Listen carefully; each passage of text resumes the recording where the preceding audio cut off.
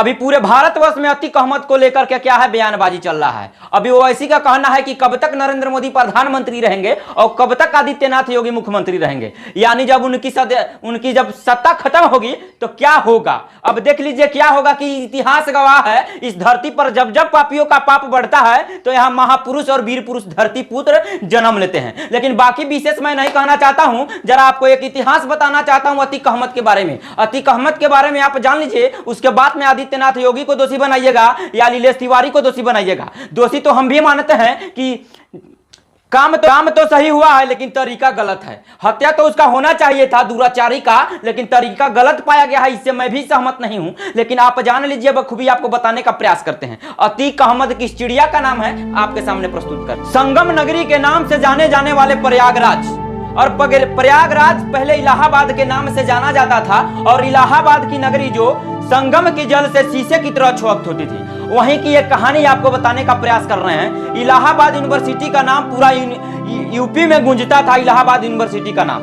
लेकिन आपको बताने का प्रयास कर रहे हैं, वहां कुछ लोगों को पैसे कमाने का बुलंदिया सर पर चढ़ जाती है, और वहीं से एक चेहरा उभर कर आता है, एक फिरोज टांगे वाले का बेटा जिसका नाम है अतीक अहमद। 1980 की बात आपको बता रहे हैं, जब उत्तर प्रदेश के इलाहाबाद में नए नए रंग रूप और तैयार आवरण बन रहे थे, उद्योग बन रहे थे, मकानें बन रही थी, विद्यालय बन रहा था, हर चीज का भव्य निर्माण हो रहा था। तब इसी दौड़ में चकिया मोहल्ले का फिरोज टांगे वाला का बेटा अतीक अहमद सुर्खियों में चला आता है। अतीक अहमद है क्या? एक टांगे वाले का बेटा जो उसके पिताजी इलाहाबाद स्टेशन परिसर में टांगा चलाने का काम करते थे। उस शख्स पे धनी होने का, अमीर होने का ऐसा भूत सवार हो गया कि उन्होंने कुछ नहीं सोचा। 1979 ईस्वी में अतीक अहमद हाई स्कूल में फेल कर गया। फेल करने के बाद 17 साल की उम्र में अतीक अहमद ने किसी का मर्डर कर दिया। मर्डर के चार्ज में अतीक अहमद महज 17 साल की उम्र में ही फंस गए, और इसके बाद गुनाहों का सिलसिला ऐसा फलता फूलता गया कि जोरों चरम सीमा पर बढ़ती चली गई। और आपको बताते हैं, वह बहुत ही पावरफुल मैन हो गया था वहां प्रयागराज का। उनकी तुत्ती बोलती थी, उनके सामने कोई नजर नहीं आता था। और जैसे ही अब जान लीजिए होता, जब दबंगई अतीक अहमद का बढ़ गया तो अगल बगल के लोकल इलाकों में रंगदारी वसूलना वह लड़का शुरू कर देता है। और लड़का जब रंगदारी वसूलना शुरू कर देता है तो उसकी दमगई एक ऐसा भी शख्स था जिस व्यक्ति को खटक रहा था, वो इलाहाबाद का उसका बहुत बड़ा दस्तक था,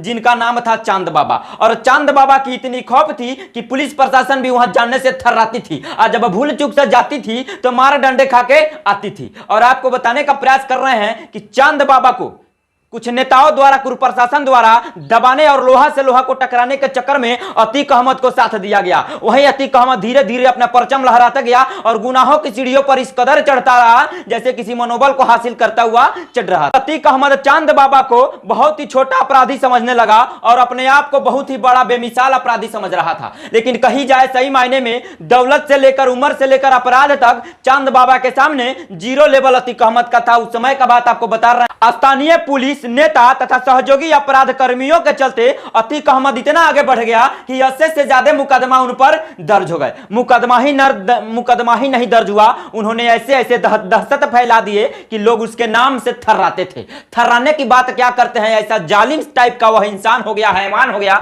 कि इंसान को मुर्गी समझकर कत्ल कर बैठता था। 1986 की बात बता रहे हैं, जब यूपी में वीर बहादुर सिंह की सरकार थी और केंद्र में राजीव गांधी प्रधानमंत्री थे। उस समय अतीक अहमद को ज्यादा अति होने के चलते पुलिस वालों ने क्या किया कि गिरफ्तार कर लिया, और उनको थाने लेकर नहीं बल्कि कुछ प्राइवेट जगह पर लेकर गई। लेकिन एकाएक दिल्ली से फोन आता है, किसी सांसद का फोन आता है जो सांसद राजीव गांधी के करीबी थे, और फोन आने के बाद में वहां से लखनऊ फोन आती है और लखनऊ से इलाहाबाद फोन जाती है, तो अतीक अहमद छूट जाते हैं। यदि उसी दिन अतीक अहमद को नहीं छोड़ा गया होता तो आज ये बवंडर नहीं होता और ये सब ड्रामा नहीं होता यूपी में। लेकिन जब छूट जाते हैं अतीक अहमद तो दिन प्रतिदिन गुनाहों का जो चरम सीमा था बढ़ता चला गया, हौसला बढ़ता चला गया। उन्होंने खून का दरिया बहाना शुरू कर दिया। किसी को उम्मीद नहीं थी इस बात को कि अतीक अहमद चांद बाबा के लिए नहीं बल्कि पुलिस कानून सबके लिए खतरा बन जाएगा, यह चीज किसी व्यक्ति को मालूम नहीं था। चांद बाबा और अतीक अहमद के गैंगस्टरों के बीच कई बार गैंगवार हुआ, लेकिन चांद बाबा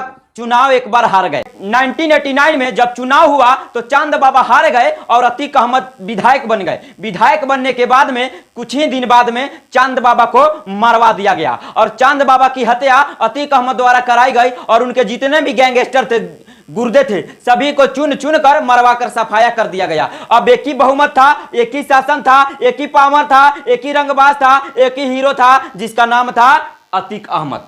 इसी बीच सपा के मुलायम सिंह यादव ने उनको टिकट देकर 1996 में चौथा बार में विधायक बना दिया।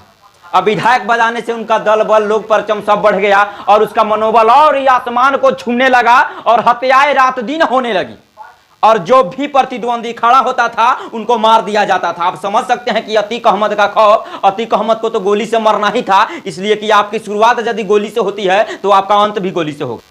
और सपा के सहयोग से फूलपुर में उनको सांसद भी बना दिया गया। जब सांसद बनने के बाद में इलाहाबाद पश्चिमी क्षेत्र खाली पड़ गया तो वहां पे चुनाव हुआ। जब अतीक अहमद सांसद में जीते तो इलाहाबाद का पश्चिमी सीट खाली था, तो बीएसपी से राजू पाल और सपा से इनके भाई अशरफ चुनाव लड़े। चुनाव में अशरफ की हार हुई और राजू पाल 4000 मतों से विजयी प्राप्त हुए, लेकिन उनको जीतना इनको खटक गया कि इनको अतीक अहमद। वहीं राजू पाल जो कभी अतीक अहमद का दाहिना हाथ और सहयोगी हुआ करता था। 25 जनवरी 2005 को राजू पाल के काफिला पर हमला होता है। हमला ऐसा होता है कि पूरा भारत को दहला देता है, ताबड़तोड़ फायरिंग की जाती है और राजू पाल के सहयोगी उनको हॉस्पिटल ले जाने का प्रयास करते हैं। लेकिन जब भी अतीक अहमद को सूत्रों को यह भनक लगती है कि राजू पाल जिंदा है तो वापस फिर के आते हैं और उस गाड़ी पर ताबड़तोड़ इतना गोली, जब तक गोली चलाते हैं तब तक राजू पाल हॉस्पिटल नहीं पहुंचता है। और हॉस्पिटल पहुंचने के बाद में पता चलता है कि राजू पाल के शरीर में 19 यानी 19 गोलियां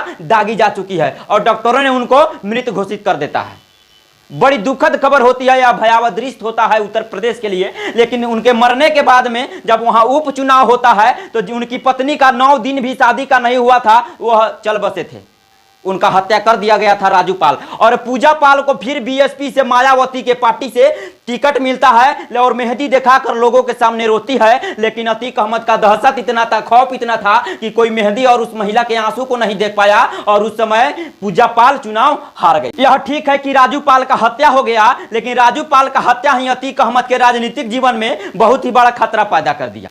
2007 में विधानसभा के चुनाव में पूजा पाल को बीएसपी मायावती ने फिर टिकट देती है और मायावती 10,000 वोटों से जीत प्राप्त करती है और उनके भाई अशरफ का हार हो जाता है। लेकिन अतीक का बुरा दिन उस दिन से शुरू हो गया जिस दिन से मायावती का सरकार हो गई। मायावती के सरकार में हाई कोर्ट से लेकर सुप्रीम कोर्ट तक हर जांच को बैठा दिया गया और अतीक अहमद के पीछे पुलिस इस कदर पड़ गई कि उसका कोई हद नहीं रहा और अतीक अहमद के घर पे उनकी 70 करोड़ की संपत्तियों को जब्त कर दी गई।